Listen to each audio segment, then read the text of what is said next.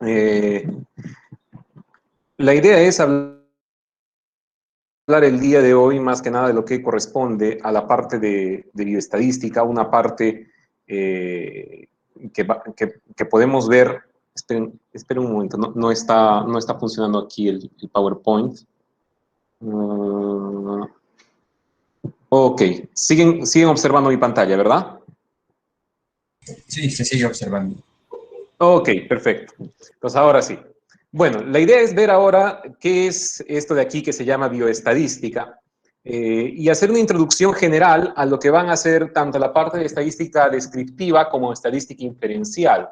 Ambas son muy importantes a la hora de tomar decisiones y básicamente nos van a servir en investigación para saber cómo recolectar nuestros datos, cómo planificar la toma de muestras de nuestros datos y la gran pregunta, ¿qué hacer cuando tengamos los datos? Muchos ejecutan una encuesta, recogen información de las historias clínicas y una vez que tienen toda esa información, se quedan parados porque no saben qué hacer con eso. Y la forma de presentarlos, resumirlos, exponerlos y tomar conclusiones a partir de ello es lo que hace la estadística, ¿no? La estadística es una ciencia que tiene por objeto el estudio de las probabilidades, de las incertidumbres y de los datos. Ahora, este término en general, el término bioestadística, es un término que surgió a mediados de los años 70, se hizo más famoso en los 80, 90, y era básicamente un paradigma que era el uso de la estadística para el análisis de datos relacionados con fenómenos biológicos y llevándolo más hacia el campo de la salud, más hacia el campo de la epidemiología. Pero si somos estrictos en el uso de la palabra, a mí particularmente no me agrada mucho que hablemos del término bioestadística. Lo que nosotros trabajamos es básicamente estadística. La estadística es una sola. Y eso se los digo porque a veces ha surgido el problema de que cuando un médico habla con un ingeniero o habla con un matemático o habla con un biólogo, usa el argumento de que no, es que eso es estadística y lo que yo estoy haciendo es bioestadística. Mentira, falso, completamente falso. La estadística es una sola. La bioestadística simplemente es un paradigma para poder enfocar algunas herramientas estadísticas y usarlas de manera más fácil y más sencilla, sin preocuparse tanto en el lenguaje matemático o en el lenguaje formal.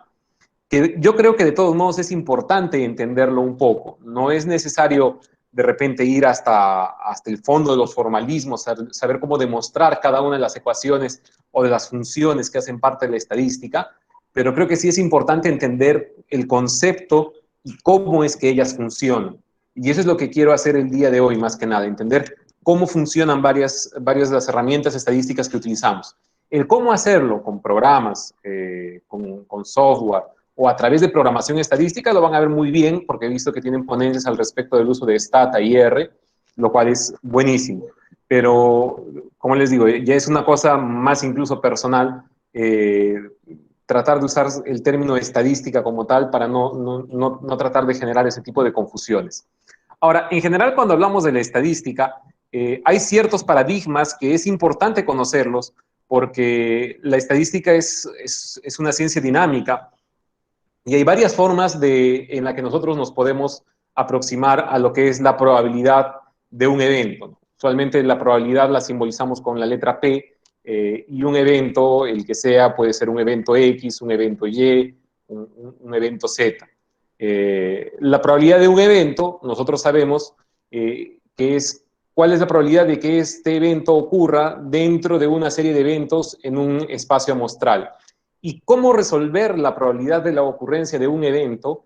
Es una pregunta interesante y no es una pregunta meramente filosófica, sino que aquí hay varias formas de aproximarse a la respuesta.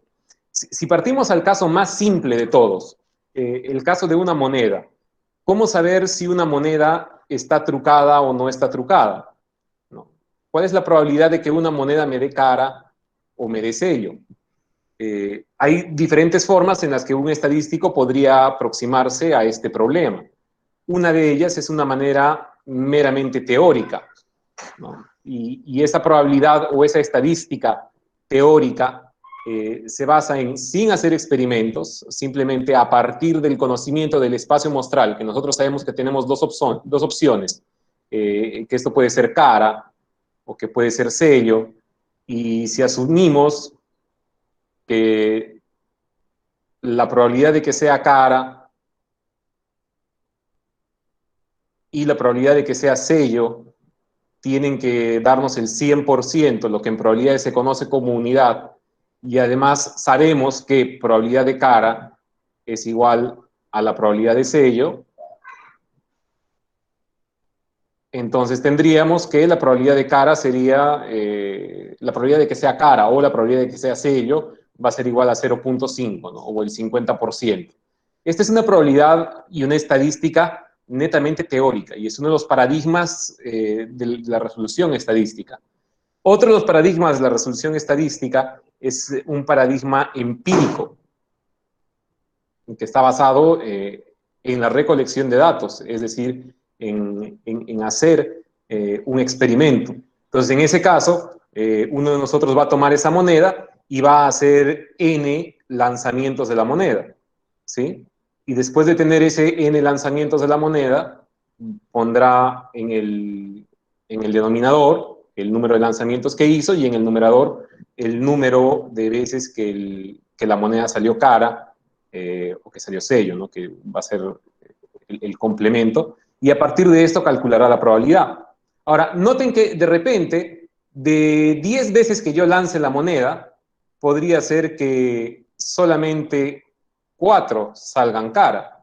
Y yo diría que la probabilidad en esa moneda es el 40%. Ahora quiero que ustedes me digan, ¿puedo afirmar con eso que la moneda está trucada, sí o no? ¿Qué es lo que ustedes me responden?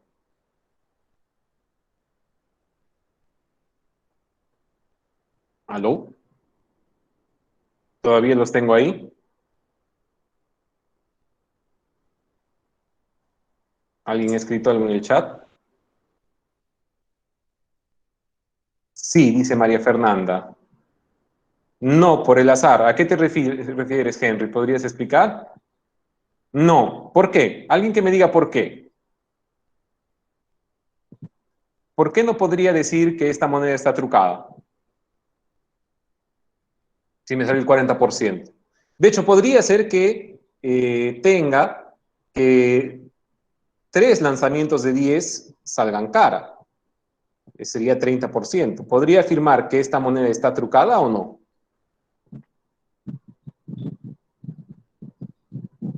Porque hay un 60% que entre ellos uno sea cara. No, no, no, no. O sea, en este caso del 40%, quiero que me entiendan bien, en este caso del 40%, lo que estoy diciendo es que 40% salió cara y 60% salió sello. ¿Está? Aquí es sello. Y en el segundo experimento 70% salió sello. ¿Puedo afirmar que la moneda está trucada o no? ¿Y por qué no? Bueno, la respuesta es que no. Lo que quiero saber es por qué. ¿A alguien se le ocurre una idea? La probabilidad empírica no es necesariamente igual a la teórica. Sí, es cierto, cada lanzamiento es un evento independiente. Eso es correcto, no tengo nada en contra de esa afirmación, pero no es esa la respuesta. Claro, una cosa que es importante es que una cosa es lo que existe en la teoría, ¿no? Una cosa es esto, que es la probabilidad teórica calculada, y otra cosa es lo que nosotros vamos a observar en la práctica. Y probablemente cuando yo haga 1000 lanzamientos de este mismo experimento, 1000 lanzamientos, ya no quede tan así, sino que quede una situación semejante a 465, que esto es igual al 46.5%. 1000 lanzamientos, 465, 46.5%. De nuevo, ¿puedo decir que la moneda está trucada porque esto no es igual al 50%? Luis David está más o menos cerca. Dice, son muy pocos lanzamientos para confirmar que la moneda tiene una probabilidad de una moneda no trucada.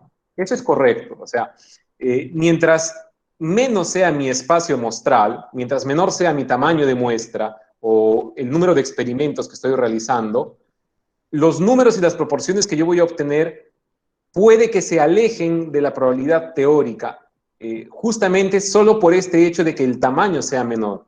De hecho, existe una ley que dice la teoría del límite central, que conforme nosotros aumentemos este tamaño de la muestra, más nos vamos a acercar a la probabilidad teórica, que es la probabilidad calculada. Y de hecho, en la estadística empírica, mucho de lo que se hace en estadística inferencial es comparar los resultados de un experimento, como el que hemos hecho aquí, contra una probabilidad teórica y calcular cuál es la probabilidad de incertidumbre que tenemos frente a esa probabilidad teórica. Y ese es el famoso cálculo de los valores de P, de los intervalos de confianza, etcétera, etcétera. Probablemente cuando calculemos los intervalos de confianza para estos, el intervalo de confianza sí incluya al 0.5 y por lo tanto podríamos decir que es una moneda no trucada. De hecho, si es que a este de acá le aumentan un 0 más y van acercando las probabilidades, se van a dar cuenta de que esto va a tender más y más al 50% o al 0.5. Entonces, este es el otro esquema. Este es un esquema que ha predominado durante los últimos siglos, desde el positivismo que se utiliza los métodos empíricos, y dentro de los métodos empíricos o dentro de los paradigmas empíricos, este particularmente que les estoy mostrando aquí es el paradigma conocido como paradigma frecuentista. Es la probabilidad y la estadística basada en frecuencias. Entonces, el paradigma frecuentista. ¿Sí? Entonces, yo hago experimentos y cuento, y a partir de contar, yo puedo obtener mis probabilidades. Pero existe otro paradigma para resolver otro tipo de problemas que existen en la realidad y que cada día está tomando más adeptos, está siendo más útil en diferentes campos. Y resulta cuando yo tengo algunas situaciones particulares en las cuales no puedo realizar este número de experimentos o tengo que basarme en otros supuestos. Por ejemplo, si yo quisiera calcular cuál es la probabilidad de que la Estación Espacial Internacional, que es una, ¿no es cierto? ¿Cuál es la probabilidad de que la Estación Espacial Internacional caiga sobre mi casa? ¿Cómo hago para calcular esa? No se está compartiendo la pantalla, recién estoy viendo. Sí, si es que alguno de ustedes ve que en algún momento la cosa no va, por favor, abran su micrófono y comuníquenme, ¿sí? Porque de otra forma no lo voy a entender. Yo estoy viendo la presentación y no veo lo que están escribiendo en simultáneo, no tengo dos pantallas. ¿Lo tienen allí? Sí, ahora sí se ve. Ok, pues les decía que esta es una aproximación frecuentista, ¿no? Una aproximación frecuentista. Pero les decía del caso de la estación espacial. Me resulta mucho más fácil si es que prenden su micrófono y hablan y me dicen lo que piensan, porque estar dándole al tab para leer el chat no me va a dejar trabajar y se me puede parar de nuevo el compartir la pantalla. ¿Cómo calcularía esa probabilidad? Solo existe una estación espacial, no sé cuál es la probabilidad de que se caiga, ¿no? Nunca se ha caído, o sea, es un fenómeno que nunca ha ocurrido, pero se podría caer. Y si se cae, ¿cuál es la probabilidad de que se caiga sobre mi casa? ¿Cómo resuelvo ese tipo de problemas? ¿A alguien se le ocurre una idea? ¿Cómo resolver algo sobre lo que no tengo un experimento, no tengo un N? Lo podría hacer a través de aproximaciones, lo podría hacer a través de, bueno, hay cuerpos celestes como satélites que tienen cierta probabilidad de caerse, pero dado que la estación espacial tiene ciertas características, X, Y, Z, la probabilidad disminuye por esto, la probabilidad disminuye por aquello, y ahora, si se cae, ¿cuál es la probabilidad de que caiga en un determinado territorio? Bueno, depende también del tamaño de mi casa, si mi casa es muy grande, la probabilidad aumentará, si mi casa es muy pequeña, disminuirá, o qué sé yo, pongámoslo en un territorio más grande. Digamos, ¿cuál es la probabilidad de que la estación se caiga y que cuando caiga, caiga encima del Perú? ¿Cómo hacemos ese cálculo? Vamos a tener que basarnos en supuestos, ¿verdad? Vamos a tener que suponer que, bueno, la probabilidad de que un satélite se caiga es X. Vamos a tener que suponer la probabilidad de que la tecnología de la estación es mejor y hace que tenga menos probabilidad de caerse sea Y. Y vamos a asignar diferentes probabilidades. De tal modo que vamos a tener que calcular al final, después de hacer todos nuestros supuestos, la probabilidad de que suceda algo, dado que otro algo ha ocurrido. Y eso se simboliza de esta manera. Esta es la probabilidad de A, dado que B haya ocurrido. Entonces, esto de aquí se llama probabilidad condicional. Y esto es a partir de supuestos. Y en estadística, nosotros podemos tener supuestos de probabilidad, que es lo que nosotros llamamos modelos o probabilidad a priori. Luego podemos a estos supuestos de probabilidad a priori ajustarle los datos que tenemos de la realidad y calcular una probabilidad a posteriori y ver cuán bien cuadra esa distribución con los datos y los experimentos que tenemos. Y esto de aquí es el campo de lo que se denomina estadística bayesiana. ¿Sí? Estadística bayesiana. Y se llama así porque parte del teorema de Bayes, que es un teorema que sirve bien para resolver la parte de lo que es probabilidad condicional, pero va mucho más allá de eso, no es simplemente un teorema de la probabilidad de A y dividido la probabilidad de A intersección B. Hay muchas cosas detrás de eso. Y se puede utilizar también sobre fenómenos empíricos, o sea, puede utilizar este paradigma para resolver también situaciones empíricas. De hecho, uno de los primeros usos clínicos que se le dio a la estadística bayesiana fue en los instrumentos de diagnóstico. Porque yo puedo tener la probabilidad de un paciente, por ejemplo, con VIH, dado que ha salido positivo o negativo con un test de ELISA, y ese va a ser mi probabilidad, mi modelo a priori, y puedo recalcular la probabilidad introduciendo la probabilidad de que dé positivo o negativo en un Western blot, que es otro tipo de técnica, y combinar esas dos probabilidades y ver cuál es la probabilidad de que el paciente tenga VIH, dado que salió positivo en Western blot y dado que salió positivo en ELISA. Entonces, es un modelo en el cual puedo ir actualizando las probabilidades a partir de lo que tengo en a priori, que puede ser un dato real, puede ser, por ejemplo, el dato de ELISA, pueden ser supuestos, puede ser la prevalencia de VIH en esa población, la prevalencia de VIH en este tipo de pacientes en específico, o incluso distribuciones uniformes de probabilidad si es que estamos probando otro tipo de problemas. Pero lo que quería que vean con esto, y este es el enfoque bayesiano, estos tres enfoques, teórico, frecuentista y bayesiano, es que yo puedo resolver las preguntas de probabilidad y de estadística desde varios puntos.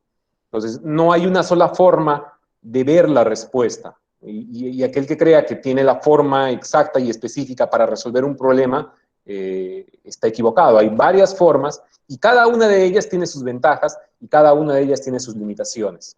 Probablemente la más usada, la más aceptada el día de hoy, la que más van a encontrar ustedes en la literatura, sea la estadística frecuentista.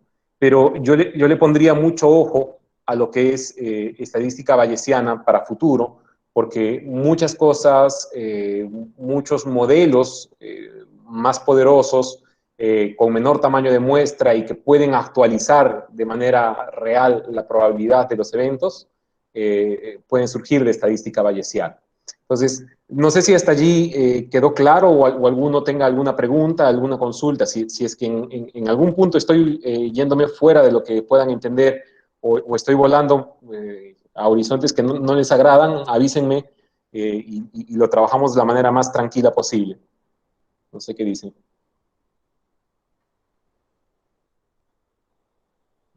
Bueno, somos 56, continuaremos. Entonces, dado que lo más común es este tema de la estadística frecuentista, veremos algunas cosas importantes de ella para poder trabajar.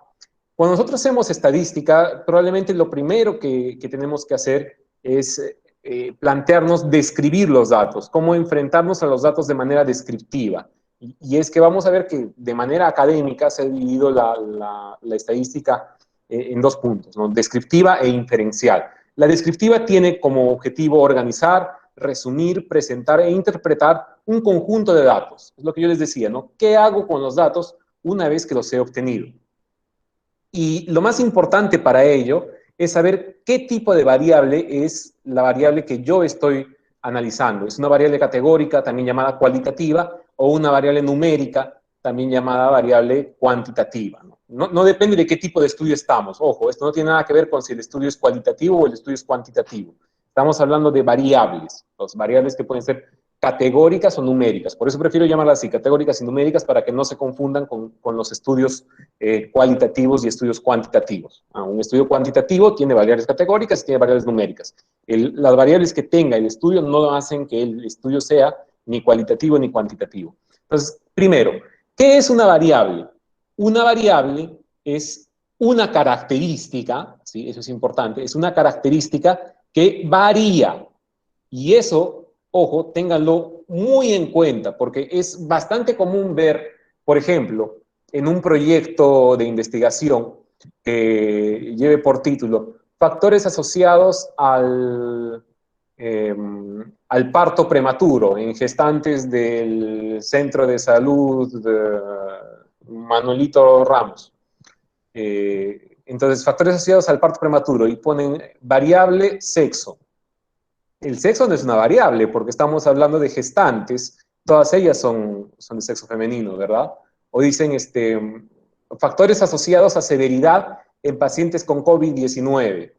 Entonces vamos a tener pacientes severos y pacientes leves con COVID-19. Entonces dentro de variables no puede estar la variable COVID-19 para decir sí o no, porque mi estudio está haciendo solo en pacientes con COVID-19.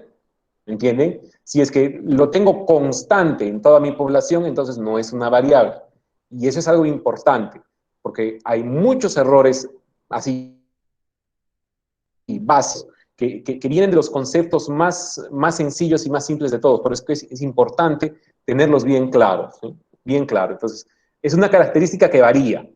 Otra característica que tienen las variables en cualquier escala que sea, y esto es algo que es importante que ustedes lo sepan, es que los valores finales, ¿sí? Los valores finales de una variable son mutuamente excluyentes. Los valores finales de una variable son mutuamente excluyentes. ¿A qué me refiero con mutuamente excluyentes? Por ejemplo, si yo pongo como variable sexo, tengo sexo femenino, sexo masculino. Para el caso del estudio que yo planteo, podría plantear una tercera opción. Por ejemplo, si es una encuesta, prefiero no declarar, o ninguna de las anteriores, si es que nos abrimos un poco al enfoque de género. Pero si quiero hacer una descripción más fenotípica, si es que me interesa más, incluso genotípicamente, si es masculino o femenino, solo tendré dos opciones. Entonces será o masculino o femenino, o estado civil, o es soltera, o es casada, o es viuda. No puede ser que sea casada y soltera, ¿no? O si es que se presenta ese caso, debo de tener en mi definición de variables algo que me permita separar, de tal modo que un individuo no pueda ser categorizado como dos valores finales de una variable, ¿sí? Entonces, se tiene que cumplir que, por ejemplo, si una variable tiene dos valores finales, ¿sí? Yo tengo una variable cuyos valores finales son A. Si una variable tiene dos valores finales,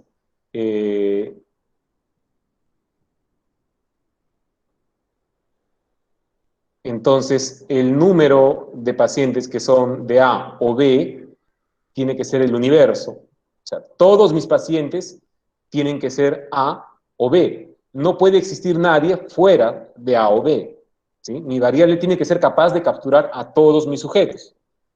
Y A intersección B, es decir, aquellos pacientes que tienen la característica y al mismo tiempo la característica B no deben de existir. Si se cumplen estos dos principios, entonces yo puedo decir que tengo una variable que es operacional. O sea, a eso se refiere cuando nosotros hablamos operacionalización de variables. Quiere decir que sea una variable cuyos valores finales permitan tener estas certezas de que todos mis individuos van a tener al menos una de las características y que ninguno de mis individuos va a tener las dos características al mismo tiempo. ¿Se entiende eso o hay algo que no haya quedado claro? De momento, doctor, no hay ninguna pregunta, así que creo que todo ha quedado claro. Ok, entonces continuamos. Esto se los digo ¿por qué? Porque ha habido oportunidades en las que he tenido que analizar algún subconjunto de datos, no recuerdo si de estudiantes o de colegas médicos ya, y por ejemplo, haciendo el análisis de factores asociados a la buena respuesta al tratamiento con enalapril para la hipertensión arterial, ponen como variable comorbilidades. Es cierto, comorbilidades va a ser una variable, pero esa variable tiene ciertas subvariables que sería importante operacionalizarlas. ¿Por qué? Porque ustedes van a tener como comorbilidades hipertensión arterial, diabetes, enfermedad pulmonar obstructiva crónica, asma, y un paciente puede tener diabetes y puede tener asma y también puede tener hipertensión. Es decir, puede caer en varios de los puntos de la variable que yo estoy planteando como comorbilidades. Entonces, si yo voy a plantear la variable comorbilidades, sería bueno categorizarla en sí y no, de tal modo que sé si tengo un paciente con o sin comorbilidades. Y si quiero describir de manera independiente las comorbilidades, pues podré poner hipertensión como variable sola y la pondré como sí y no, asma como variable sola y la pondré como sí y no, diabetes como variable sola y sus valores finales serán sí y no. ¿Sí? Lo que tenemos que evitar es que cuando arme la base de datos para poder analizar, tenga toda una columna que diga comorbilidades y adentro tenga una mezcolanza donde tenga un paciente que tiene diabetes, otro paciente que tiene hipertensión y un tercer paciente que tiene diabetes, hipertensión, asma y que tiene estas intersecciones, porque si no, no me va a permitir hacer el análisis de manera adecuada. Entonces tengo que ver cómo las separo. O en todo caso hago comorbilidades cardiovasculares, comorbilidades respiratorias. Lo mismo pasa, por ejemplo, cuando hacen antibióticos que recibió el paciente. Entonces tratamiento que recibe el paciente, me ponen antibióticos, antibióticos corticoides antiinflamatorios. No, pues hasta una variable que sea antibióticos, sí no, antiinflamatorios, sí no, corticoides, sí no. Y si quieres especificar en antibióticos, bueno, entonces hazte una variable que se llame beta-lactámico, si no, una variable que se llame aminoglucósido, si no, tetraciclina, si no, qué sé yo, inhibidores de la síntesis de pared o de la subunidad 30S, 50S y los vas clasificando y vas operacionalizando tus variables de modo tal que puedas obtener este resultado. Si no haces eso, es imposible que puedas partir a ningún análisis estadístico. Te vas a mezclar, no vas a poder obtener una buena base de datos que esté limpia. Ahora, regresando a la clasificación de las variables pueden ser categóricas o pueden ser numéricas. Aquellas variables categóricas son nombres o atributos. No permiten operaciones matemáticas y esto es importante que ustedes lo recuerden, porque muchas veces estos nombres o atributos, para poder analizarlos en ciertos paquetes estadísticos o incluso en programación, puede ser que yo le asigne códigos, ¿sí? Y eso está aquí, pueden ser codificadas con números. Podría ser que yo tenga pacientes solteros, casados, viudos y divorciados, y a los solteros les asigne el valor de 0, a los casados les asigne el valor de 1, a los divorciados les asigne el valor de 2, y a los convivientes, por decirles, les pongo valor de 3. Entonces, estos números son etiquetas. En primer lugar, no significan orden, no significa que el conviviente viene después del divorciado, ni que el divorciado viene después del casado y que este viene después del soltero. No significa orden, tampoco significan distancias, no hay distancias iguales entre ellos, y tampoco se pueden realizar operaciones matemáticas con ellos. No puedo sumar solteros, viudos y restarle divorciados, o sea, si a convivientes le resto casados, no me queda solteros. Eso es a lo que voy, ese es el punto al que quiero llegar. Pero se los repito porque muchas veces se van a sentir tentados de hacerle operaciones matemáticas y se van a sentir tentados, por ejemplo, de sacarles media, que es un estadístico de las variables numéricas. Eso ocurre, por ejemplo, con un score que es bien conocido, que es el score de Apgar. El score de Apgar es un score que otorga puntuaciones 0, 1, 2, basado en ciertos criterios de la respuesta de un recién nacido, ¿no? Al minuto y a los 5 minutos. Entonces, ustedes van a obtener una sumatoria de puntajes que van a salir de ciertas categorías, ¿no? Si no tiene llanto, tiene quejido, tiene llanto fuerte, es cianótico distal o está rosado, y ahí le van a dar 0, 1, 2, 0, 1, 2. Entonces, son categorías que les van a dar al final un puntaje, sí, pero no la pueden tratar como un número. Sería un error empezar a sumar puntajes Apgar, sería un error sacar medias de puntajes Apgar. Solamente la van a poder tratar como una variable categórica. ¿Entendido? Entonces, hay muchas variables como esta, y tengan cuidado, que son categóricas, que se van a disfrazar de variables numéricas y van a empezar a hacerlos caer en problemas. Pues tienen que ver qué variables con las que están trabajando para poder saber qué estadístico van a utilizar. Y eso es muy, muy importante. Es vital a la hora de hacer este tipo de análisis, ¿sí? Recuerden siempre que estos códigos no van a servir para otra cosa más que para hacer etiquetas. Imagínense que son jugadores de fútbol y esto de aquí son los números que tienen en la camiseta, pero lo que les interesa no es el número, lo que les interesa es quién está debajo de la camiseta, ¿sí? Eso es lo que importa en la variable categórica. Un caso especial ocurre con las variables que tienen como valores finales el valor sí y el valor no, ¿no es cierto? Este tipo de variables pueden obtener valores numéricos que igual siguen siendo valores como 0 y 1, pero estos dos números en particular tienen propiedades muy interesantes que permiten hacer análisis numéricos en base a un sistema de numeración binario, ¿no? Porque aquí tenemos la ausencia de la característica y aquí tenemos la presencia de la característica. Entonces, estos de aquí van a permitir hacer cierto tipo de operaciones que otro tipo de codificaciones no permitirían.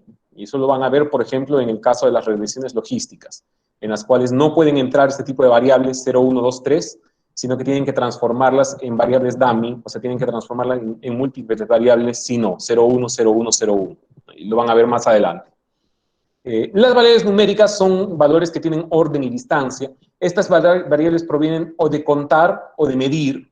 Eso es para que recuerden, provienen de contar o de medir, y las pueden transformar en variables categóricas, ¿sí? Y no van a necesitar codificación. Entonces, eso es importante. Partamos con algunos ejemplos, ¿no? Aquí, bueno, por ejemplo, tienen aquí la temperatura medida en grados centígrados o en grados Kelvin, es un valor cuantitativo, es un valor numérico. Pero si, por ejemplo, quieren ver la sensación térmica más que la temperatura, aunque un determinado investigador podría operacionalizar y definir su variable de la siguiente manera, si es agradable o desagradable, está categorizando, o podría ser, por ejemplo, si fuese temperatura corporal, fiebre, sí o no, entonces la está categorizando, la densidad poblacional, la altura, pero el somatotipo, si es endomorfo, mesomorfo, ectomorfo, son categorías, todo esto de aquí son variables categóricas, ¿no? Vean esta de aquí también, una variable numérica que se disfraza, pero en realidad es una categoría, ¿no? El código postal, que por ejemplo, en nuestro caso, cuando hacemos algunos análisis epidemiológicos, vamos a necesitar no el código postal, sino por ejemplo el ubigeo. El ubigeo nos da a nosotros una idea del distrito, provincia y departamento en la cual se encuentra un paciente. Entonces, si estamos, por ejemplo, queriendo hacer una estadística de mortalidad de COVID y la base de datos nos da ubigeo, nos lo va a dar como un número.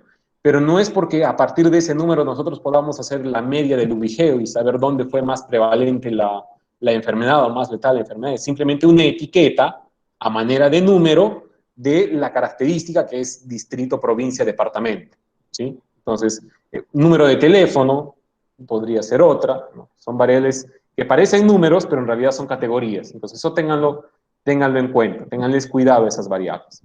Pero vamos a describir una variable categórica y vámonos al siguiente ejemplo. Realizamos una encuesta a 36 participantes sobre su color favorito y los resultados son los siguientes. Entonces, tienen ahí los 36 resultados, son 4 colores. Entonces, como les dije, el primer objetivo de la estadística descriptiva va a ser resumir todo esto que está aquí. ¿Cómo lo resumimos y lo presentamos de la mejor manera? Una primera aproximación sería hacer un conteo de cuántos les gustó el rojo, cuántos el azul, cuántos el verde y cuántos el negro. Eso de allí es lo que nosotros llamamos un conteo o un N, o lo que en metodología normalmente solemos colocar como frecuencias absoluta. Una frecuencia absoluta es una buena forma de describir una variable categórica. Entonces, ¿cómo se describen las variables categóricas? Primera alternativa, utilizando frecuencias absolutas. Y a partir de ellas puedo generar gráficos, puedo presentar mis resultados también a manera de gráficos, y el gráfico de repente más importante para la descripción de variables categóricas es el gráfico de barras. Existen otros gráficos para variables categóricas, por ejemplo, muchos de ustedes reconocerán un gráfico que es así, ¿no? el gráfico de sectores circulares, ¿no? Acá te dicen sí, qué porcentaje, no, y en desacuerdo.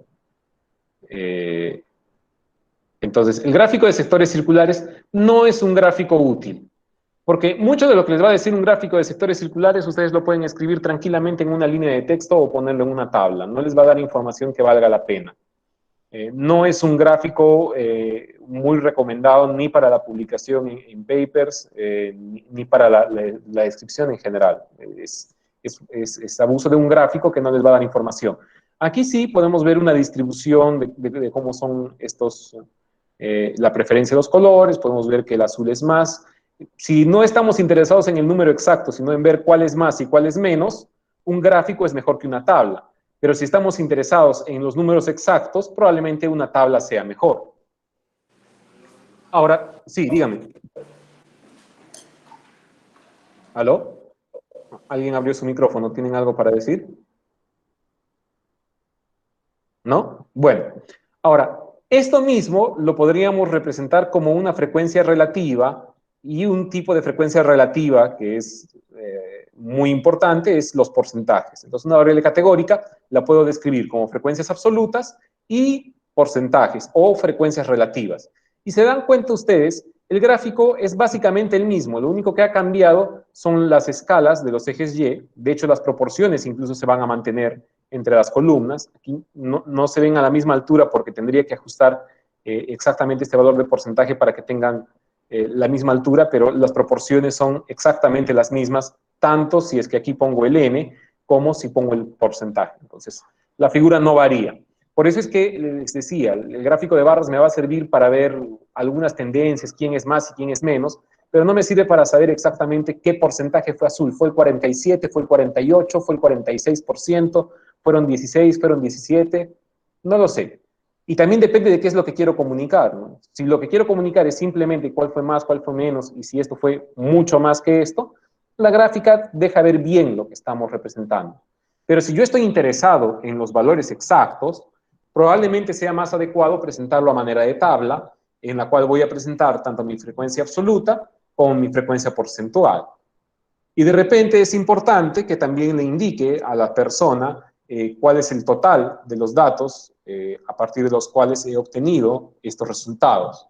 Y así ya tenemos una tabla que tiene un formato más estándar, más adecuado como para publicación, por ejemplo.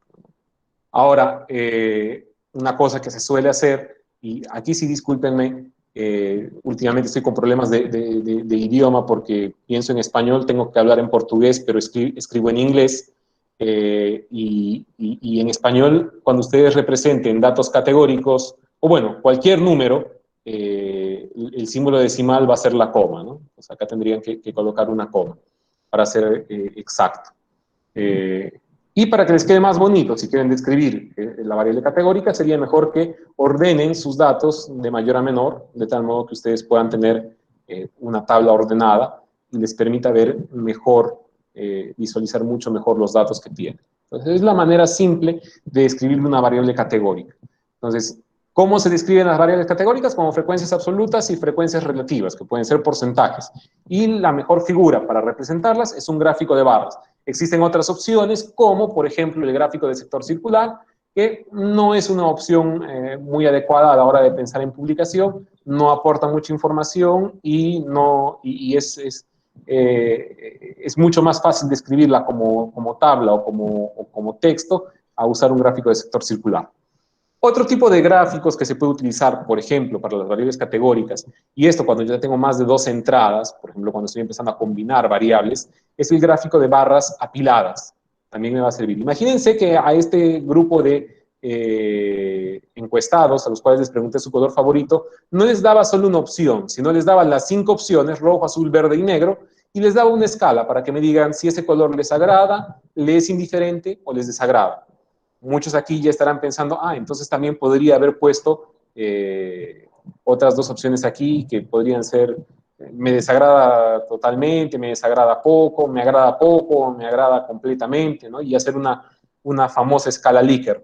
Entonces, el gráfico de barras apiladas les va a servir muy bien, por ejemplo, para encuestas o estudios en los que ustedes vayan a aplicar una escala Likert o una escala de múltiples valores, porque les permite poner esos valores y padronizar todo a una misma altura. Y se pueden dar cuenta ustedes de que puedo ver muy bien que, por ejemplo, el rojo fue el color que le agradó a la mayoría de personas, mientras que el negro fue el color que le desagradaba a la mayoría y tenía menos porcentaje, menos proporción de estudiantes o de encuestados que les agradase este color.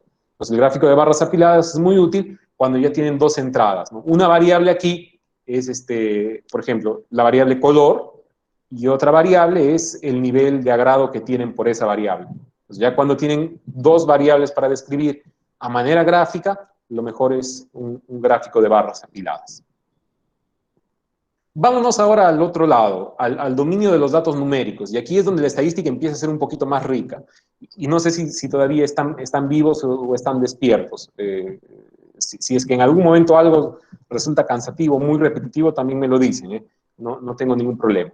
Entonces, vámonos a este ejemplo. Dice, entre las variables de un estudio sobre la severidad de COVID-19 se indaga por la saturación de oxígeno de un grupo de 200 pacientes. Los valores que se obtienen son, y tenemos la lista de valores, puntos suspensivos, 92,2. Es decir, tenemos muchos valores. ¿Qué hacemos?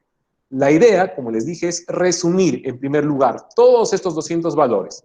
Entonces, ¿qué pasa si es que yo hago un gráfico con todos estos 200 valores? Lo que yo voy a ver es esto de aquí. Vean el gráfico de la izquierda. En el eje Y tengo la saturación de oxígeno y aquí cada uno de los puntitos es un paciente. ¿Este gráfico me otorga alguna información? ¿Qué dicen ustedes? De paso para ver si están despiertos o no. ¿Este gráfico me otorga alguna información? Doctor, sí nos otorgaría ese gráfico de dispersión, sí nos otorga información para decir que, digamos, la saturación de oxígeno se encuentra entre, digamos, 93 y 85 y 75. Ya, te puede otorgar una información al respecto del rango, ¿no? El valor máximo menos el valor mínimo, ¿no? El valor máximo menos el valor mínimo es lo que nosotros llamamos rango. Muy bien, el gráfico este te estaba ofreciendo información sobre el rango. ¿Alguna otra información que podrían obtener de este gráfico?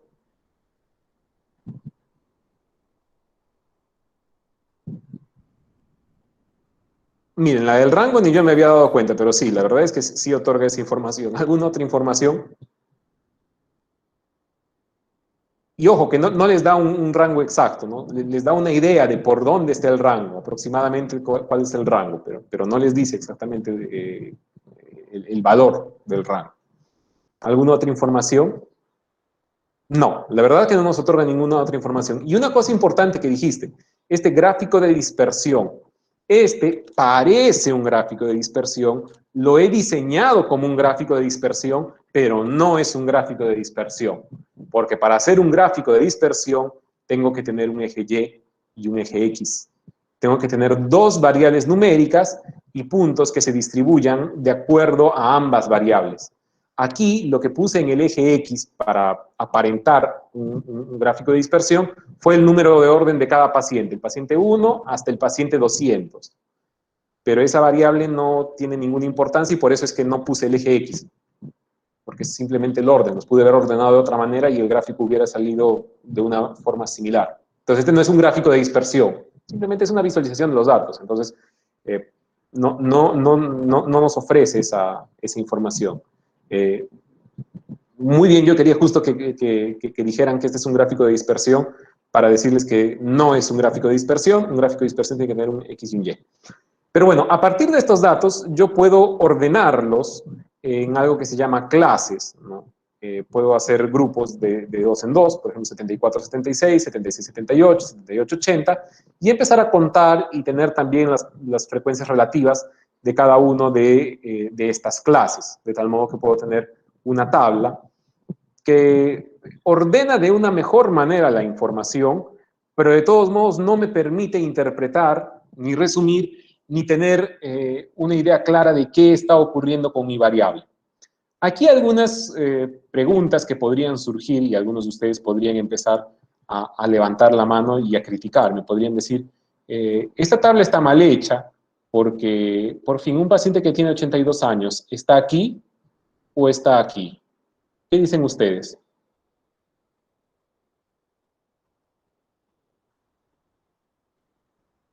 ¿Alguna idea?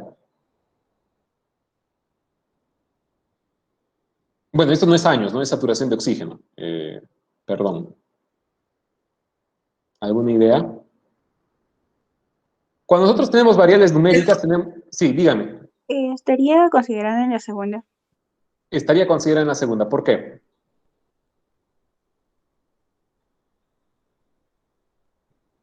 Porque lo tomaríamos como intervalos. Ahí sería un intervalo cerrado y luego se abriría y no se tomaría el siguiente. Correcto. Ujú. Entonces, en variables numéricas tenemos, muchas gracias por la participación, en variables numéricas tenemos dos tipos de variables, tipos, no estoy hablando de escalas de medición, tenemos variables discretas y variables continuas. ¿Qué es una variable discreta y qué es una variable continua? Una variable discreta, si lo ponemos en sencillo, una variable discreta proviene de contar, una variable continua proviene de medir. Si lo ponemos de una forma más teórica, más formal, nosotros decimos que una variable continua es aquella variable en la cual, si yo tengo un x sub 1 y un x sub 2, entre x sub 1 y x sub 2 existen infinitos posibles x. ¿Sí? Es una variable continua. Y por eso provienen de medir, ¿no? Las mediciones tienen esto, tienen decimales, y una variable discreta no. Ahí hay algunas excepciones también. Hay variables que provienen de medir y podrían ser continuas, pero en la realidad se terminan comportando como discretas. Un ejemplo es la presión arterial, ¿no? La presión arterial es una variable que proviene de medir, pongámosle presión arterial sistólica, es una variable que proviene de medir. Claro, si lo mides con un instrumento digital, interesante, puede ser una escala más continua. Pero cuando lo mides con un esfingomanómetro de mercurio o de aneroide, que es el que tenemos para el uso en semiología usualmente, ¿ustedes qué van a medir? Me van a decir presión arterial de 110, sistólica de 110, 120, 130, ya los que miden bien van a decir, no, 105, ya los que quieren ser ya muy exquisitos y decir que no, si yo mido súper bien la presión arterial, ¿no? Este tiene 102, este tiene 104, pero ninguno me va a decir 101, ninguno me va a decir 100.5 de presión arterial sistólica, ¿verdad?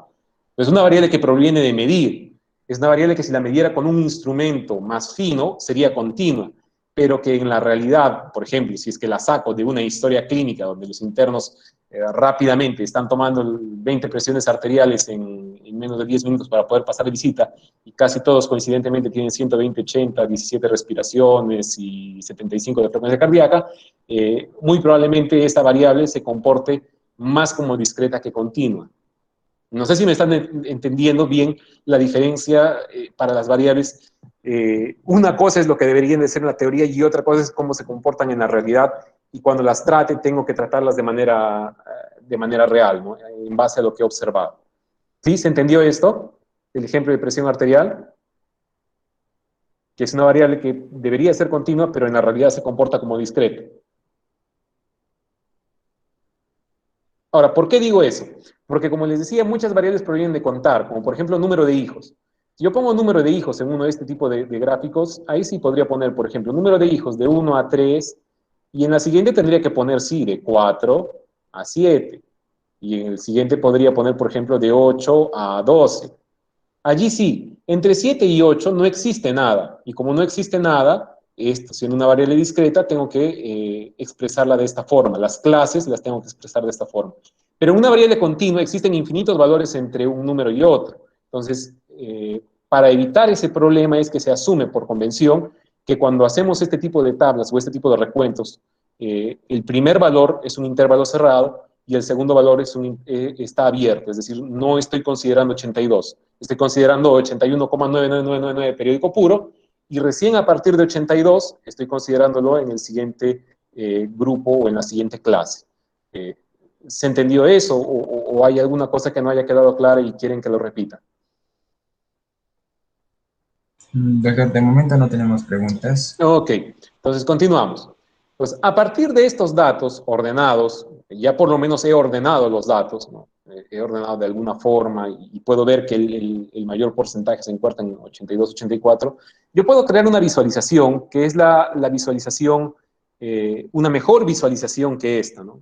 Esta de aquí fue la visualización que realmente no sirve para nada más que para un aproximado del rango, a esta otra visualización. Y este otro gráfico se llama histograma. el histograma tiene una gran diferencia con el gráfico de barras. Y a veces hay problemas porque hay mucha gente que no entiende cuál es la diferencia entre el histograma y el gráfico de barras. Me van a decir, ambos tienen barritas que están para arriba, tienen un área sombreada, pero ¿qué diferencia existe entre el histograma y el gráfico de barras? ¿Alguien ya percibió eso? ¿Se ha dado cuenta cuál es la diferencia?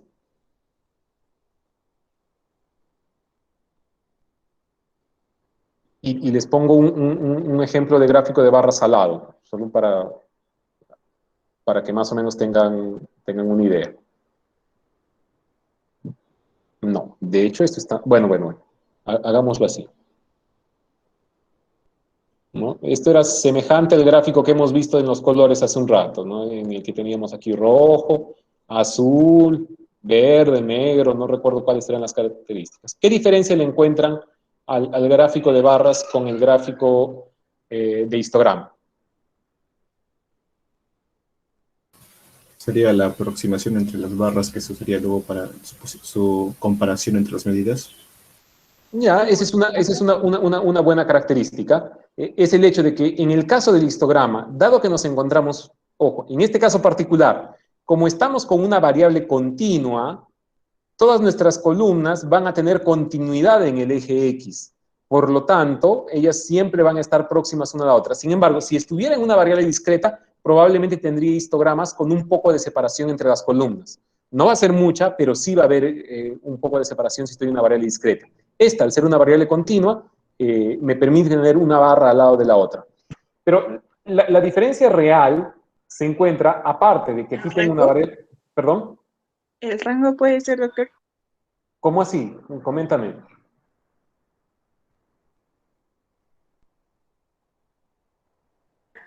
Bueno, esto se puede dar más que nada, supongamos, un ejemplo.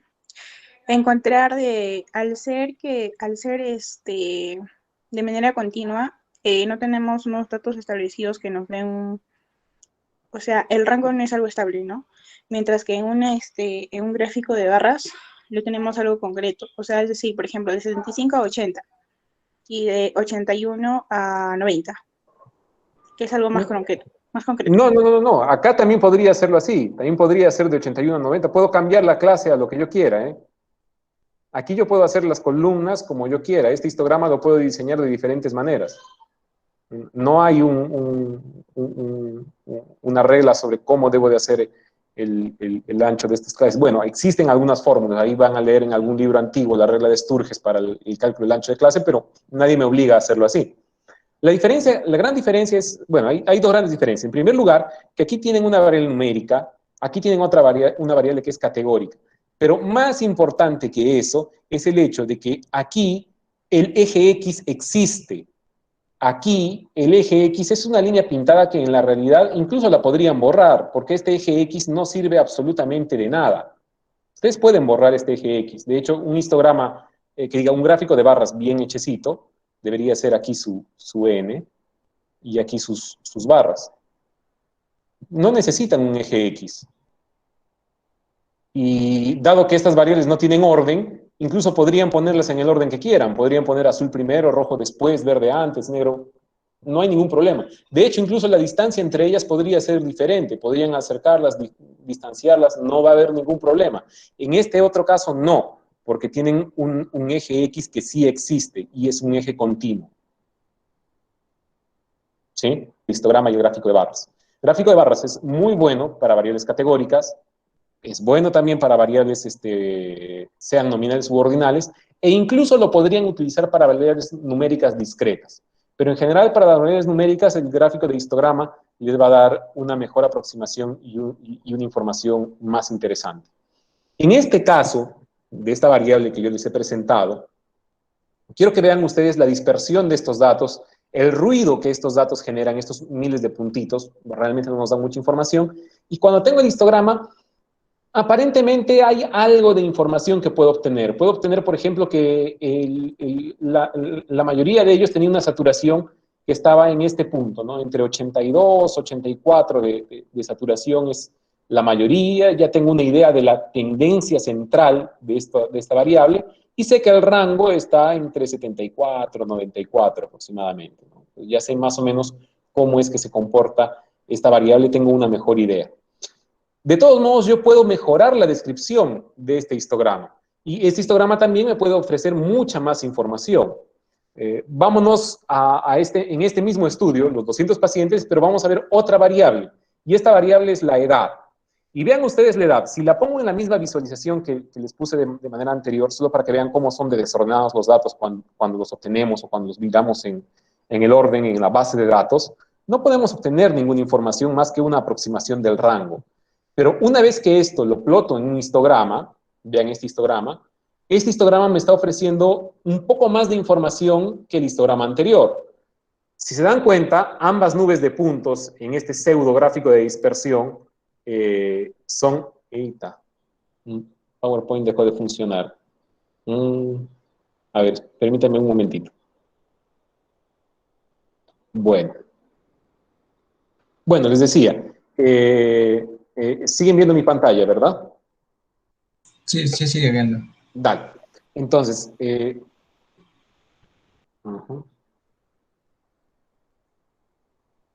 ok, continúan viéndola, ¿verdad? Sí, se continúa. Ok, entonces aquí ustedes pueden ver que tienen una mejor distribución y ya para acercarnos al concepto de distribución, ¿qué es distribución de los datos? La distribución es una función que puede abarcar el conjunto de mis datos de forma que yo los puedo explicar de una mejor manera. De una forma sencilla, ustedes podrían entender que la distribución es una función que va a surgir si es que yo tengo un fideo y agarro ese fideo y se lo tiro encima a mi histograma. Entonces, le tiro un fideo a mi histograma y el fideo se va a acomodar, ¿no? Y me va a dar un gráfico. Bueno, yo estoy con el mouse aquí, entonces es un problema hacerlo con el mouse, pero me va a dar un gráfico similar a este, ¿no? Entonces, eso de allí es una distribución. Entonces, el histograma es una buena forma de acercarme a conocer la distribución de los datos. Ahora, la distribución es un constructo teórico, es una función teórica. Los datos que yo observo son las columnas que están en el histograma. Pero muchas de las pruebas estadísticas que vamos a utilizar en estadística inferencial, lo que van a poner en prueba no son estos datos, sino la distribución que mejor se adaptaría para estos datos. ¿Sí? Eso ténganlo en cuenta. La distribución es un constructo teórico, una función teórica que va a capturar de mejor forma mis datos, pero sigue siendo eso, está en el mundo teórico. Y muy probablemente vamos a comparar esta distribución teórica contra mis datos para ver si es que se adecúan o no se adecúan bien a esta función. ¿Sí? Entonces, el histograma ya me permite tener una aproximación a la función y me permite saber si es que tengo algún valor que predomine por encima de los otros. En este caso, tengo un valor que claramente está predominando. Aquí hay un punto, hay una columna, hay una clase que tiene el mayor número de repeticiones. Aquel valor que tiene el mayor número de individuos, el mayor número de eventos, el mayor número de repeticiones en un conjunto de mediciones es lo que nosotros llamamos como la moda. Decimos que algo está de moda porque es la característica que más se repite, es el atributo, la medición que más se repite. Esa es la moda. Y la moda es una medida de tendencia central. Entonces, en estadística descriptiva de los datos numéricos, vamos a tener las medidas de tendencia central. Y la primera de ellas es la moda. Y nos va a servir porque podemos tener distribuciones que son unimodales, como esta de aquí, o podríamos tener distribuciones que sean bimodales, si es que el histograma que estuviera debajo siguiera esta forma. O podemos tener distribuciones uniformes. De hecho, esta distribución aquí parece una distribución uniforme, ¿no? Salvo estos dos puntitos que tienen ustedes aquí, yo creo que una función que se aproximaría aquí es una constante, ¿verdad? Una constante va a dar un buen fit sobre esta, va a adecuarse bien a esta distribución. Entonces, esta de aquí es una distribución uniforme, en tanto esta de aquí es una distribución unimodal. Entonces, se dan cuenta de que el histograma ya les empieza a dar información sobre lo que están viendo. Es una medida de tendencia central. Otra medida de tendencia central que es importante y que es muy poco entendida y que mucha gente la utiliza mal es la media, conocida entre los amigos como el promedio, y en algunos libros, si es que se ponen a ver la parte ya más profunda del asunto, la van a encontrar a veces simbolizada como de X a veces, o esperanza de un valor o un valor esperado Es la esperanza de las matemáticas se le llama, ¿no? A la media. Bueno, entonces la media de un conjunto de datos está dada por la sumatoria de ese conjunto dividido el número de datos. O sea, sacar un promedio es algo que todos nosotros sabemos y aprendimos desde la primaria, si es que intuitivamente no entendimos antes ese concepto, ¿no? De que nos lo enseñaron. Ahora, el promedio es esta media aritmética, porque existe también una media geométrica. Esta media aritmética tiene algunas propiedades interesantes. Por ejemplo, en este histograma que nosotros hemos visto anteriormente, la media está en 48.02, que sería un punto aproximadamente por aquí, ¿no? Entonces, la media en este histograma está cayendo aquí. Dense cuenta que está cayendo sobre una columna que no es la columna más frecuente, ¿no? No es la columna más alta, ni la columna que tenga más potencia. No está dentro del mismo rango de la moda, ¿sí? Entonces, la moda y la mediana podrían no ser iguales. Y de hecho, si es que yo viera qué porcentaje de la población está a un lado y al otro lado de la media, estos porcentajes no tienen por qué ser iguales, ¿sí? Entonces, la media no sirve para dividir a la población en 50% a la izquierda, 50% a la derecha.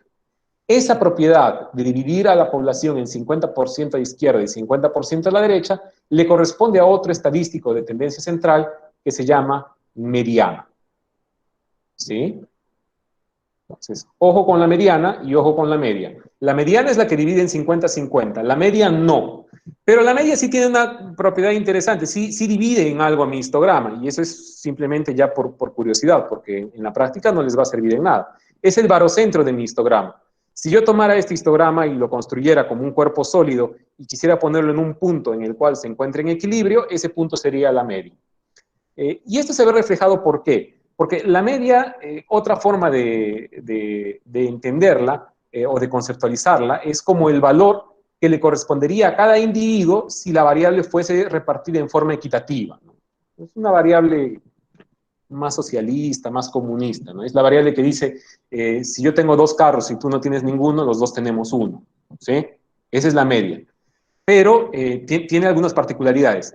Y lo digo con este chiste para que lo entiendan. La media no tiene por qué ser un valor del conjunto de datos, ¿sí? ¿A qué me refiero con eso? Entonces, tengo 2 individuos, individuo A e individuo B. El individuo A tiene 0 autos, el individuo B tiene 2 autos. La media es 1. No hay ningún problema, el promedio es 1, ¿sí? Es un valor que no tiene por qué estar, no está obligado a estar en el conjunto de datos. Entonces, yo les pongo otro ejemplo. Número de hijos. Entonces, tengo una persona que tiene 2 hijos y otra persona que tiene 4 hijos. La media es 3, ¿sí? No hay ningún problema. Nadie salta, nadie pierde la cabeza. Haga esto, la persona A tiene 2 hijos, la persona B tiene 3 hijos, la media va a ser 2,5. Y les apuesto que a un montón de sus profesores de metodología de la investigación algo les va a dar, algo les va a empezar a picar. Y de hecho a muchos jurados de tesis algo les va a pasar. Y a algunos de ustedes también, de repente ahí una neurona les hizo sinapsis y se asustaron. Y se acordaron de alguna mala pesadilla o de algún mal momento en el que alguien les dijo, ¿cómo es posible que alguien tenga 2 hijos y medio? ¿Qué opinan al respecto? Opiniones. Quiero escucharlos.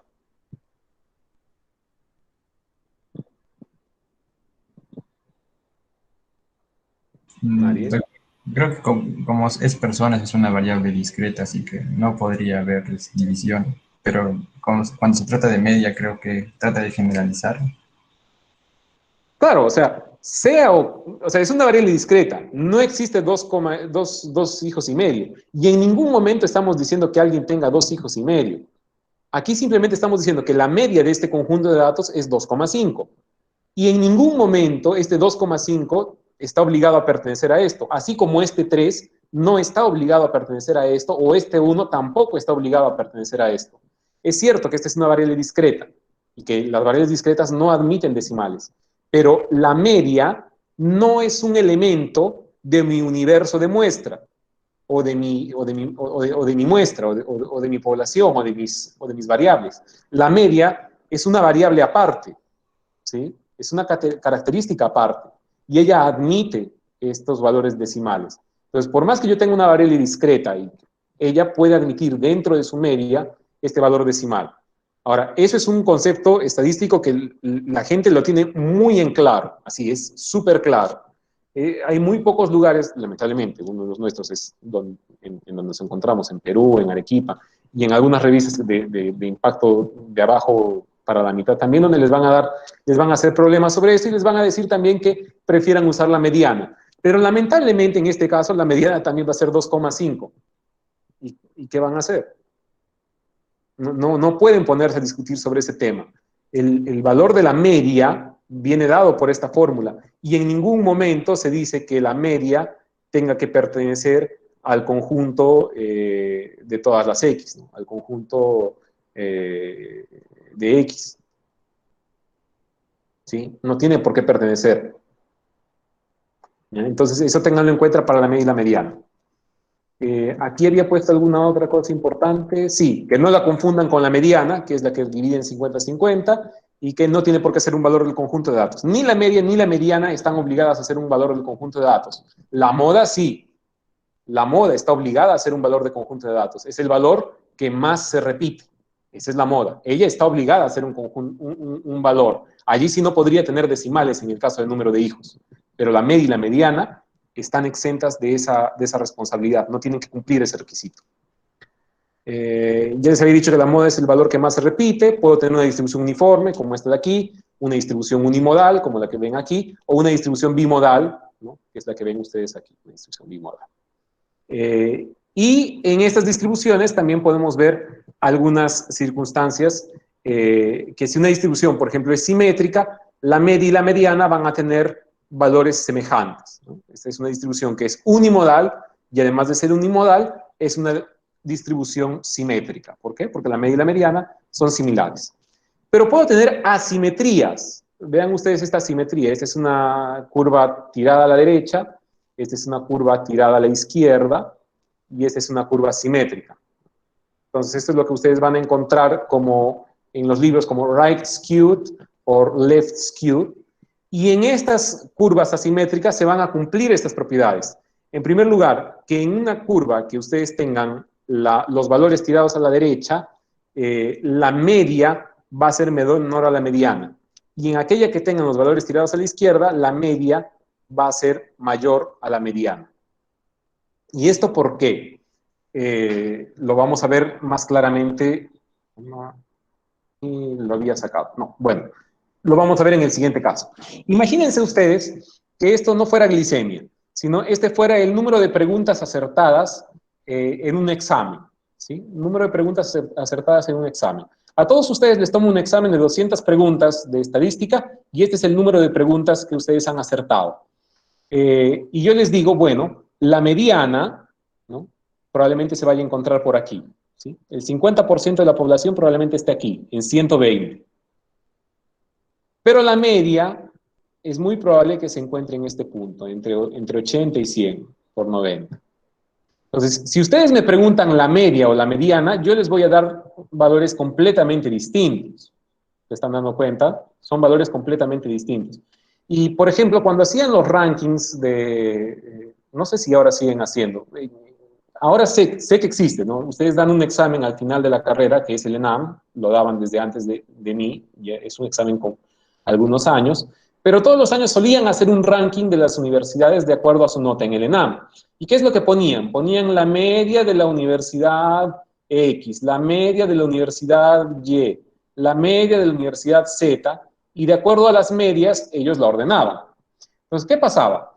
En mi promoción, por ejemplo, nos dimos cuenta de que habíamos muchos que teníamos una nota más de 14. Y el promedio de la promoción, a pesar de eso, el promedio de mi promoción, si no me equivoco, fue 11,8. Pero fuimos como 30, 35 personas que teníamos más de 14, cerca de la cuarta parte con más de 14. Y si veíamos la mediana, probablemente la mediana estaba en 13. Entonces, ¿qué pasó? ¿Por qué la mediana estaba en 13 y la media estaba en 11,8? ¿Qué es lo que pasó? Lo que pasó fue lo siguiente. Vamos a un ejemplo más simple. Y aquí quiero que ustedes me ayuden. Imaginen que yo tengo una serie de datos, y la serie de datos es 1, 2, 3, 4, 5. Una serie bien difícil. ¿Cuánto sería la media de esa serie? 1, 2, 3, 4, 5. Tengo esos 5 valores. ¿Cuál sería la media? Ayúdenme, por favor. 3. 3, ¿no es cierto? Si ustedes suman 1 más 2, 3, más 3, 6, más 4, 10, más 5, 15, entre 5, 3. ¿Y cuál sería la mediana? 3 también. 3 también. Muy bien. Ahora, imagínense que en esta misma serie de datos, 1, 2, 3, 4, y aquí en lugar de 5 le pongo 20. Ahora sí, ayúdenme, ¿cuánto es eso? La media de eso. Un 6. 6. ¿Y la mediana?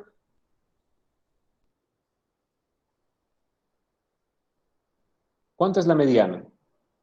Aquel valor que divide 50% a la izquierda, 50% a la derecha.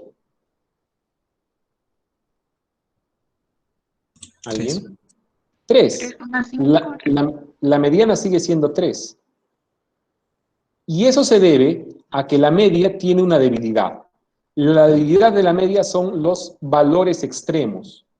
Cuando ustedes tengan un conjunto de datos con valores extremos, o un conjunto de datos en los cuales ustedes tengan esto, una distribución a la derecha o a la izquierda, es decir, asimetría, la media va a variar y va a tender a irse hacia el valor extremo. Por ejemplo, aquí el valor extremo, los valores extremos estarían aquí. Entonces, la media se desplaza lejos de la mediana y se empieza a acercar a los valores extremos.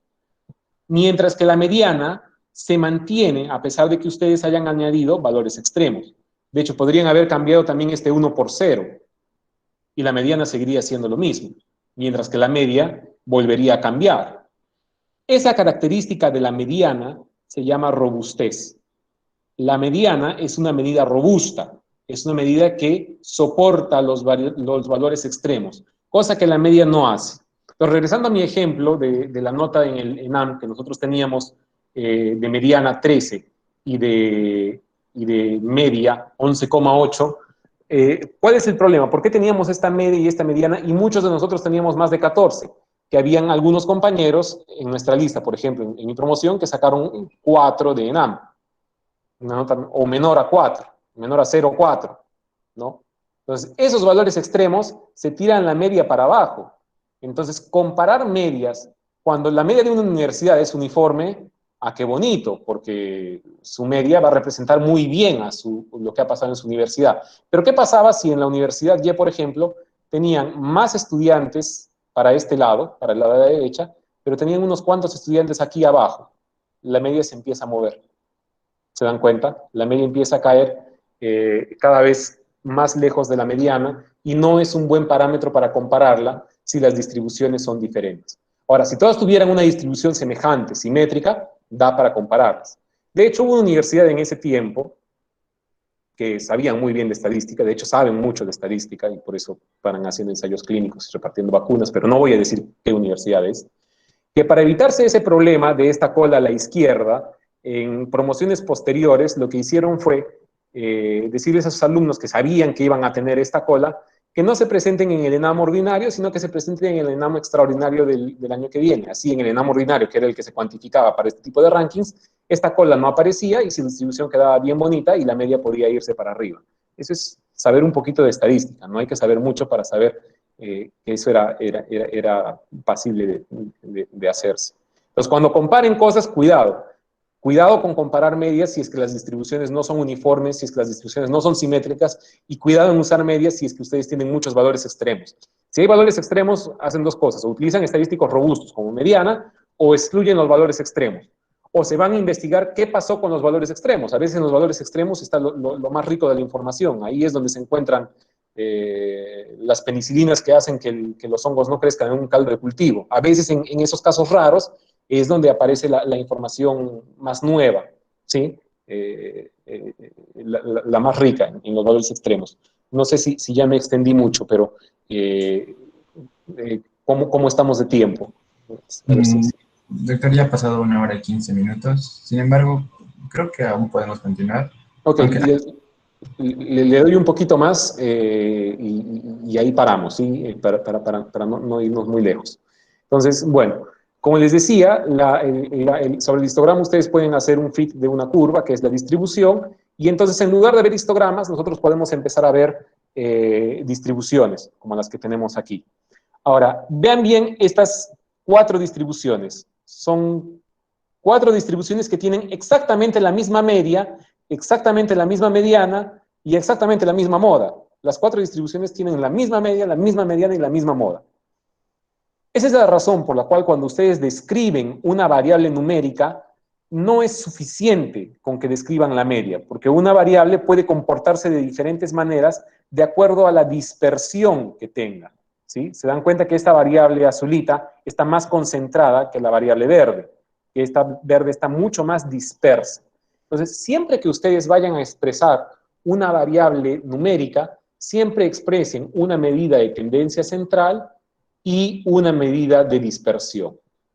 Usualmente, cuando se expresa la media, se suele acompañar la media de la desviación estándar, ¿sí? No le voy a poner más o menos porque hay muchas razones formales por las cuales no es lo correcto expresar media más menos desviación estándar, y sí, media, entre paréntesis, desviación estándar, por algunos formalismos. Y la mediana, cuando ustedes quieren usar un estadístico robusto como la mediana, se suele acompañar del rango intercuartílico. A veces lo van a encontrar como R y Q, porque en inglés es cuartiles es con Q, pero vamos a ponerlo como Q. ¿Qué cosa es la desviación estándar? La desviación estándar es la raíz cuadrada de la varianza. ¿Y qué cosa es la varianza? La varianza es el promedio del cuadrado de las distancias de cada punto a la media. Viéndolo así es un trabalenguas, viéndolo como fórmula matemática es un dolor de cabeza un poquito más grande.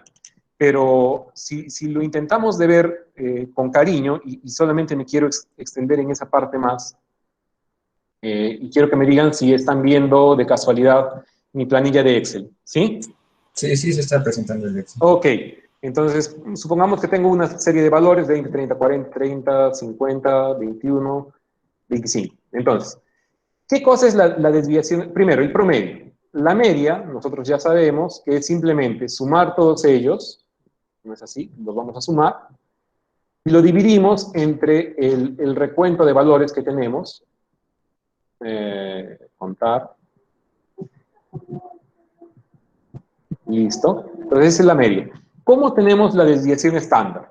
La desviación estándar es simplemente, en primer lugar, el texto que nos dice. Nos dice que, a ver, y se los comparto, aquí, el promedio del cuadrado de las distancias de cada punto a la media. Entonces vamos a calcular las distancias de cada punto a la media.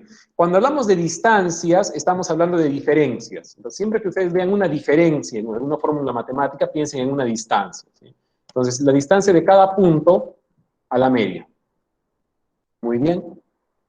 Entonces obtenemos la distancia de cada punto con la media, pero la media la vamos a fijar porque si no nos va a quedar algo extraño. Ahora sí. La distancia de cada punto con la media. Estas son las distancias. Como se pueden dar cuenta, hay algunos valores que van a salir en negativo y hay algunos valores que van a salir en positivo. Son aquellos que son mayores a la media y los otros son menores a la media, ¿no? Entonces, si yo quiero sumarlos, podría entrar en el caso en el que entre todos ellos se anulen y me dé 0. De hecho, la suma en este caso, si la ven aquí abajo, es 0. Entonces, ¿cómo yo puedo evitar que esto sea 0? Poniéndole un valor absoluto, por ejemplo. Otra forma que los matemáticos hacen para evitar ese error de que sea 0 es elevar al cuadrado. Entonces, lo único que vamos a hacer es elevar al cuadrado.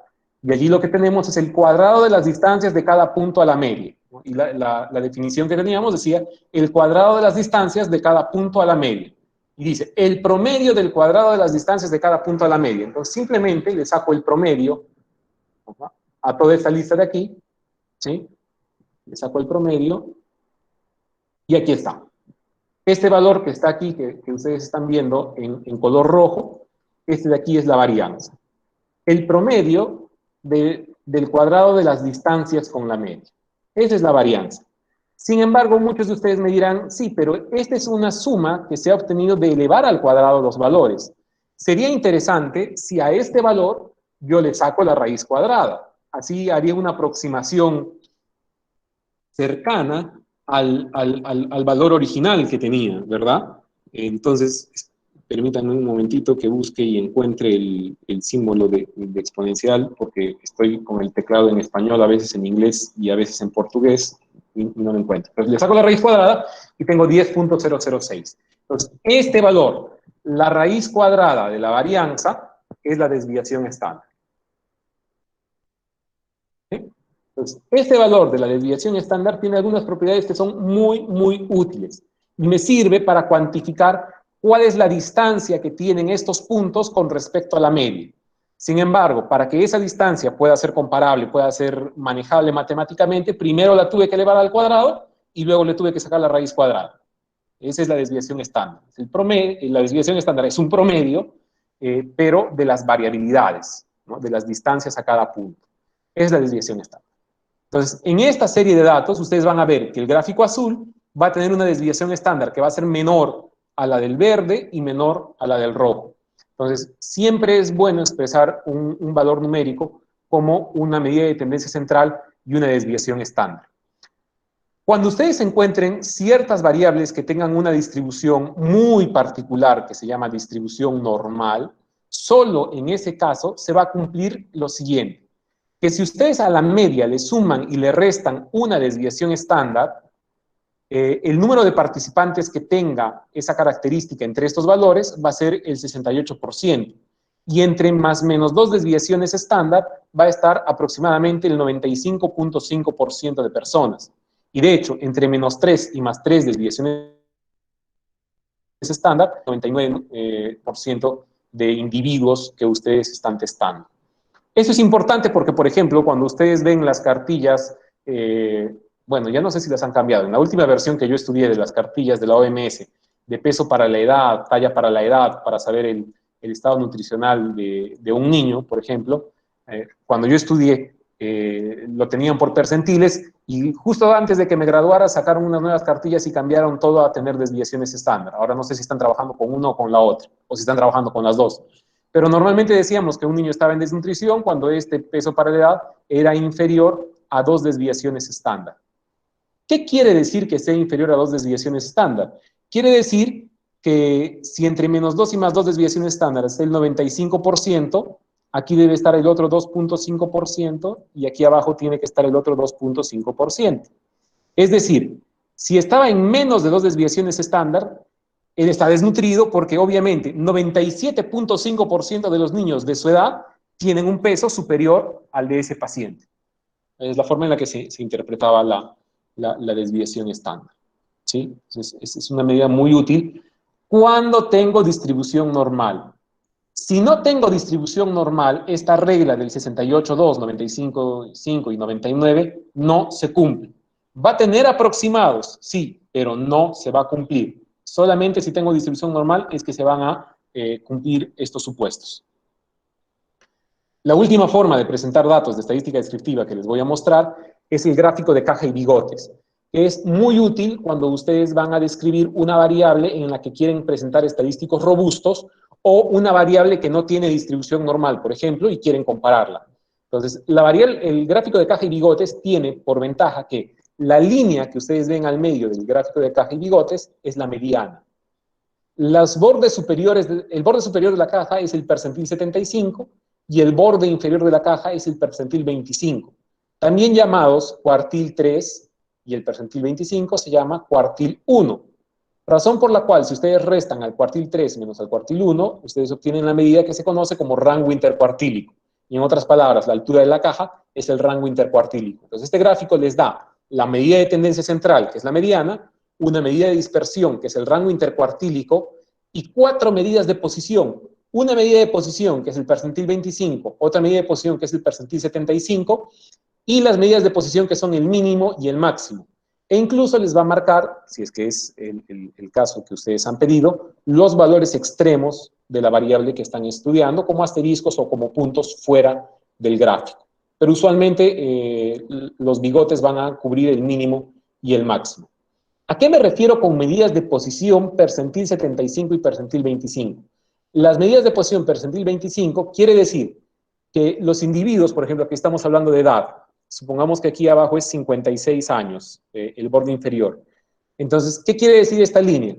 Que el 25% de individuos que yo he estudiado tienen una edad menor a 56 años. ¿Qué quiere decir el percentil 75? Que está aproximadamente en 64. Quiere decir que el 75% de individuos que yo he estudiado tiene una edad menor a 64 años. Y la mediana es lo mismo que hablar del percentil 50 o también del cuartil 2. Quiere decir que el 50% está para arriba y el 50% está para abajo. La mediana también es una medida de posición y de tendencia central porque es el percentil 50. Este gráfico es un gráfico muy útil. De hecho, a mí me encanta. Me gusta más que graficar. Muchas veces van a ver en las figuras que en algunos papers van a colocar el valor de la media con bigotitos las desviaciones estándar. A mí particularmente me agrada más este gráfico porque me da mucha más información que solamente la media y la desviación estándar. De hecho, este gráfico también me está dando una segunda medida de dispersión. Y la segunda medida de dispersión, ya la habíamos visto anteriormente, la diferencia entre el valor mínimo y el máximo, que es el rango. Me dicen qué rango va la variable.